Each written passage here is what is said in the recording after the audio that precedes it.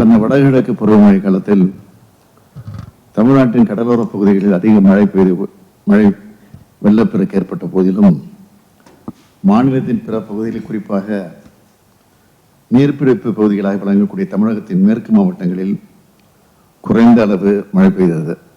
இதனால் ஏற்பட்டுள்ள குடிநீர் பற்றாக்குறை சூழல் குறித்து தலைமைச் செயலாளர்களும் பிற துறை செயலாளர்களும் விளக்கினார்கள்.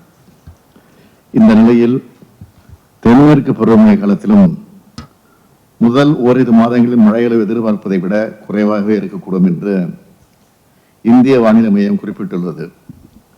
எனவே தற்போது அணைகளில் உள்ள நீரை சிக்கனமாக பயன்படுத்தி அடுத்த 2 மாதங்களுக்கு குடிநீர் தேவையை நிறைவு செய்ய வேண்டிய கடினமான சூழ்நிலையில் நாம் உள்ளோம்.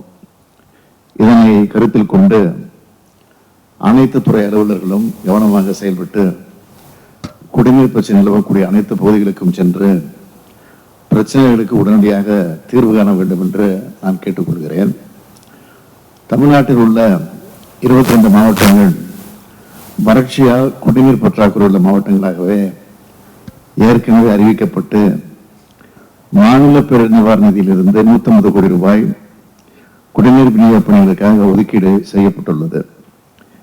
இதனை தேவைக்கேற்ப மாவட்டங்களுக்கு பிரித்தளித்து குடிநீர் வழங்கல் பணிகளையும் லாரிகள் மூலம் குடிநீர் விநியோகம் செய்யும் பணிகளையும் மேற்கொள்ள வேண்டும் என்று வருவாய் நிர்வாக ஆணையர் அவர்களை கேட்டுக்கொள்கிறேன்.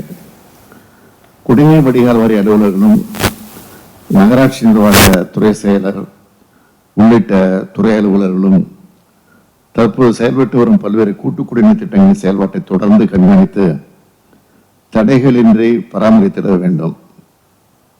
நகராட்சி மற்றும் பேரூராட்சி பகுதிகளில் குடிநீர் பிரச்சனை ஏற்படும் போது அப்பகுதி மக்களை நேரில் சந்தித்து பிரச்சனைகளுக்கு உடனடியாக தீர்வு காண வேண்டும் என்று ஆணையர்கள் அறிவுறுத்தப்பட வேண்டும். இந்த கூட்டு குடிநீர் திட்டங்கள் மற்றும் நீரேற்ற நிலையங்கள் தடையின்றி தொடர்ந்து செயல்படுத்துவதற்கு சீரான தடை இல்லாத மின்சார அவசியம். எனவே இத்தகைய திட்டப் பணிகளுக்கு மின்சாரம் தடையின்றி கிடைப்பதை உறுதி செய்யுமாறு மின்வாரிய தலைவர் அவர்களை கேட்டுக்கொள்கிறேன்.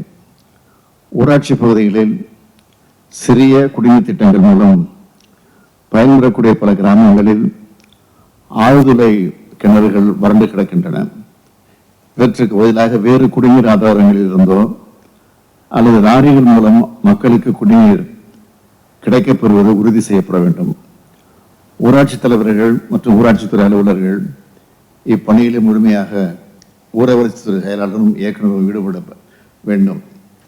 நமது மாநிலத்தில் வாக்குப்பதிவு முடிந்ததும் தேர்தல் நடத்தை விதிகள் நடைமுறை இருக்கக்கூடிய நிலையில் இந்த முக்கிய பணிகளில் எவ்விதமான சுணக்கமும் ஏற்பட்டு விடாமல் தொடர்ந்து அனைத்து மாவட்டங்களையும் கண்காணித்து வருமாறு தலைமைச் செயலாளர் அவர்களை கேட்டுக்கொள்கிறேன்.